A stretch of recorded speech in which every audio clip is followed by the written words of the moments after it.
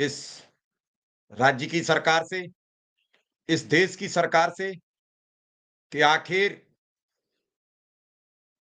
इस देश और राज्य के आम नागरिकों के साथ दोहरा चरित्र क्यों? आप लगातार इन शिक्षा मित्र अनुदेशकों से लगातार वादे करते रहे और आप अपने ही वायदे भूल गए, क्यों? इस राज्य का अनुदेशक और शिक्षा मित्र आपसे पूछना चाहता है कि मैंने ऐसा आपका क्या बिगाड़ा था? मैंने आपसे क्या ऐसी नाराजगी जाहिर की थी, जो आप मुझे भूल गए? आपने कहा 2017 में सरकार ले आओ, हम आपका बेड़ा पार कर देंगे। हम आपकी सरकार 2017 में ले आए। आपने बेड़ा पार की बात छोड़ दो, आपने कोई चर्चा भी नहीं की। आपने फिर कहा 2018 में आके कि आप हमारी सरकार 2019 में वापसी करा दीजिए।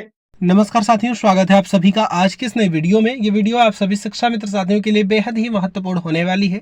वर्तमान की कुछ खबरें, हाल ही के अंदर का चल रहा कुछ ऐसा प्रकरण जिनको देखने के बाद समायोजन के दृष्टिगत सब कुछ क्लियर होने वाला है। इन सारी बातों को आपके मध्य में साझा करेंगे। सभी साथियों से एक विशेष अनुरोध है, वीडियो को आप पूरा देखें। चैनल को अभी तक आपने सब्सक्राइब नहीं किया है तो इसे सब्सक्राइब भी कर लें। अब चलते हैं अपडेट पर।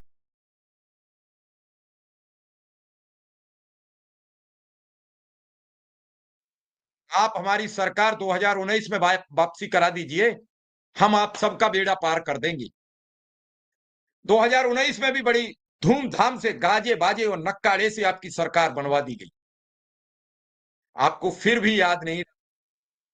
2022 का विधानसभा चुनाव आ रहा था, लोगों ने चर्चा शुरू की, आपसे सवाल किए गए। आपने जानवरों पर बातचीत की, आपने उज्ज्वला गैस कनेक्शन पर बात की, आपने राशन देने पर नमक और पानी की बात की, लेकिन आपने एक मर्तबा भी शिक्षा, स्वास्थ्य, रोजगार के उस मुद्दे पर बोले नहीं। लोगों का दबाव बढ़ा तो अंतिम स्टेज ये लगा, योगी आदित्यनाथ जी ने ये समझी बात कि अनुदेशक ज्यादा परेशान है और अनुदेशक से हमने कई वायदे किए थे, वो सब गड़बड़ा गए, लिहाजा 2000 रुपया इनका मानदेय बढ़ा देते। 2000 रुपया मानदेय बढ़ा दिया अनुदेशक का, लेकिन उससे होना क्या था? जब आप 17,000 का वादा करते हो, 8,470 रुपया देने के बाद 1,470 रुपया की वसूली करते हो,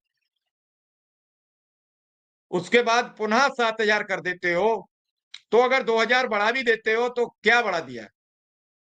8470 वाले को अगर आप 9,000 दे रहे हो तो 530 रुपया वृद्धि की आपने, और आप बता रहे हो कि हमने 2,000 रुपया मानदेय बढ़ा दिया।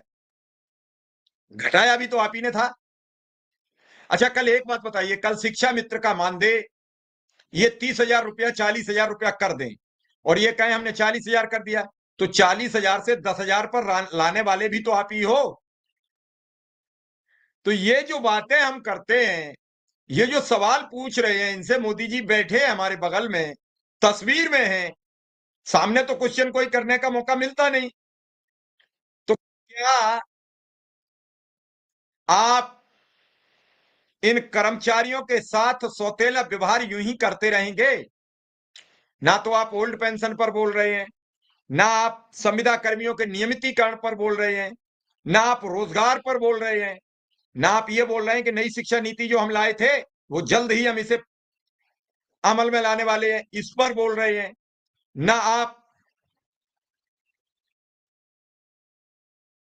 शिक्षा मित्र के नियमितीकरण पर बोल रहे हैं, ना अनुदेशक के नियमितीकरण पर बोल रहे हैं। फिर आप बोल क्या? आप भैंस का भय दिखाकर वोट लेना चाहते हैं? पहले मुसलमानों का भय दिखाकर आपने 2014 में सरकार बनाई। आज भी अयोध्या की तरफ जाते हैं तो कई हिंदू के जो लोग हैं वो चर्चा करने लगते हैं कि क्या इस देश से मुसलमान नहीं जाएंगे? तो किसने समझाया कि मुसलमान चले जाएंगे और उसकी उनकी संपत्ति के आप हकदार होगे? ये अफवाह फैलाने वाले लोग कौन थे?